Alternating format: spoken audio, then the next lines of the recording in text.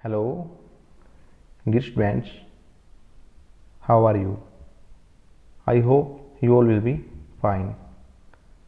तो स्टूडेंट्स, हम class 9th में chapter 5 the fundamental unit of life पढ़ रहे हैं।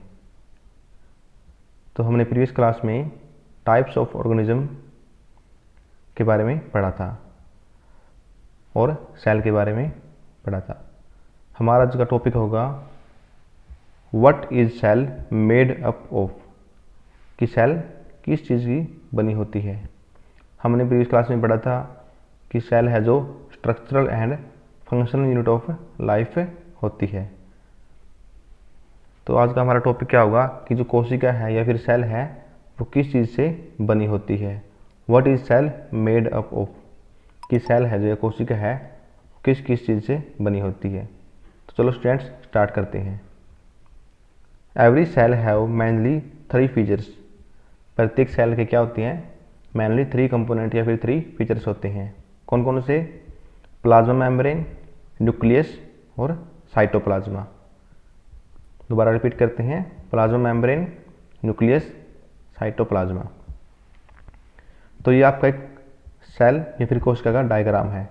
अगर हम माइक्रोस्कोप के अंदर से किसी सेल को या कोशिका को देखेंगे तो वो इस टाइप की होती है कोई भी सेल। इसमें हमने क्या चीज़ पढ़ा है ऊपर? Plasma membrane. जो ये लेयर है जो मैंने सेल मेम्ब्रेन लिखा है ये क्या होती है? Plasma membrane. जो इनर लेयर दिख रही है आपको ये क्या है? Plasma membrane. उसके बाद न्यूक्लियस जो सेंटर में दिखाई दे रहा है हमें, ये क्या है? न्यूक्लियस। और साइटोप्लाज्मा जो सेल होती है हमारी, इसके अंदर जो ये कोई द्रव होता है, कोई लिक्विड होता है, उस लिक्विड को हम क्या बोलते हैं? साइटोप्लाज्मा। ये 3 मेन कंपोनेंट है हमारे। तो आज हम प्लाज्मा मेम्ब्रेन के बारे में पढ़ेंगे और इसके अंदर क्या क्या प्रोसेसेस होते हैं उसके बारे में पढ़ेंगे।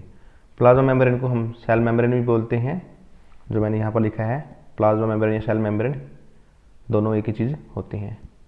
तो चलो स्टूडेंट्स स्टार्ट करते हैं। सबसे पहले पढ़ते हैं व्हाट इज सेल मेम्ब्रेन, कि सेल मेम्ब्रेन होती क्या है।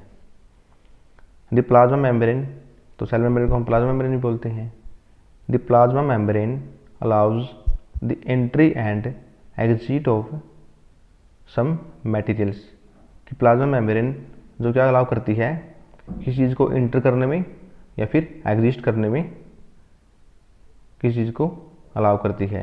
And out of cell, in and out of cell, कि कोशिका के अंदर या फिर बाहर किसी पदार्थ को एंट्री करने में या फिर एग्जिट करने में उसकी मदद करती है। उसको हम क्या बोलते हैं? Plasma membrane.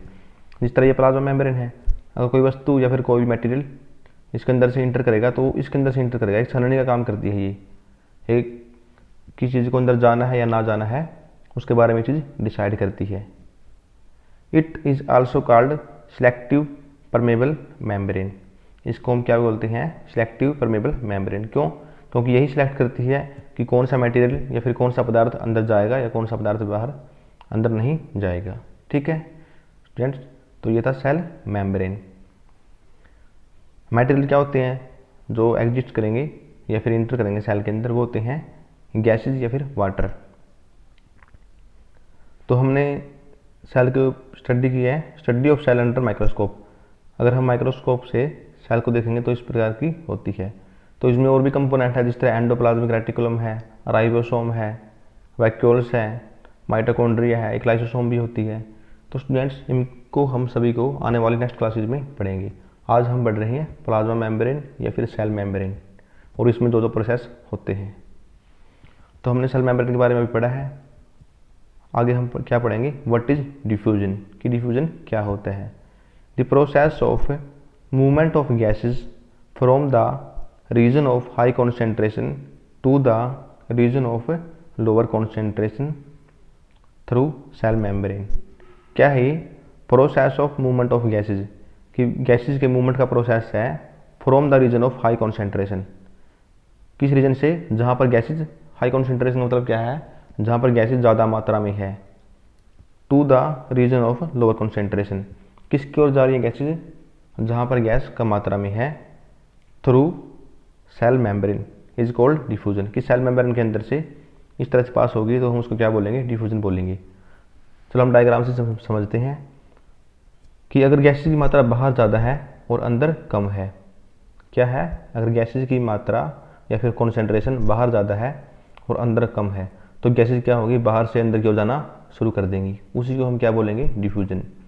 या फिर गैसेज की मात्रा जो सेल मेम्ब्रेन है इसके इनर साइड ज़्यादा है कॉन्सेंट्रेशन ऑफ गैसेज या फिर गैसेज की मात्रा, और बाहर कम है तो गैसेज अंदर से बाहर की ओर फॉलो करना स्टार्ट कर देंगी, तो वो भी क्या है, डिफ्यूजन होगा। ओके स्टूडेंट्स, सिंपली लैंग्वेज में क्या है कि गैसेज की मूवमेंट है जहाँ पर ज़्यादा मात्रा से कम मात्रा की ओर गैसेज अगर मूवमेंट करेंगी तो हम उसको क्या बोलेंगे, डिफ्यूजन बोलेंगे। आगे क्या है, water also obey the law of diffusion, कि जो पानी है वो भी डिफ्यूजन के लॉ को ओबे करता है, कि ये भी इस प्रकार की मूवमेंट करता है। इसका मतलब यही है। तो आगे हमारा what is osmosis, explain it, कि जो ऑस्मोसिस होती है वो क्या होती है और उसको हमें एक्सप्लेन करना है। The process of movement of water molecules from a region of higher concentration to the region of lower concentration through cell membrane is called osmosis. यही प्रक्रिया है जो हमने पहले पढ़ा था डिफ्यूजन में। उसमें क्या था, उसमें जो गैसेज थी वो हाई कॉन्सेंट्रेशन से लो कॉन्सेंट्रेशन में जा रही थी। इसमें क्या है, वाटर मॉलिक्यूल्स हैं जो हायर कॉन्सेंट्रेशन से लोअर कॉन्सेंट्रेशन में जा रहे हैं, तो वही प्रोसेस क्या होगा, ऑस्मोसिस होगा। दोबारा समझते हैं हम। ये है हमारी सेल मेम्ब्रेन, जो आपको ये लेयर दिखाई दे रही है, इनर लेयर जो ये वाली, ये क्या है, सेल मेम्ब्रेन, या फिर इसको हम प्लाज्मा मेम्ब्रेन ही बोलते हैं, या फिर ये इसका एक नाम और है सिलेक्टिव परमेबल मेम्ब्रेन, कि जो सिलेक्ट करती है कि किस मटेरियल को अंदर जाना है और किसको अंदर नहीं जाना है।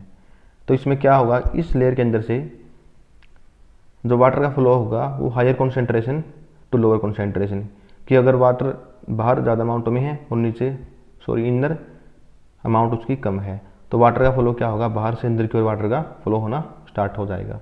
इसी तरह अगर वाटर अंदर ज़्यादा है, इस लेयर की अंदर साइड, इस यहाँ अगर वाटर ज़्यादा है और जो बाहर है वहाँ वाटर की अमाउंट या फिर कॉन्सेंट्रेशन कम है, तो वाटर इनर से आउटर की ओर फ्लो करना स्टार्ट कर देगा।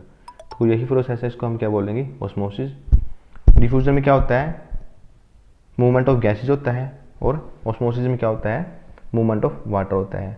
बाकी ये दोनों में प्रोसेस होगा वो दोनों में सेम रहेगा। तो ओके स्टूडेंट्स, आज का टॉपिक हमारा यहीं तक।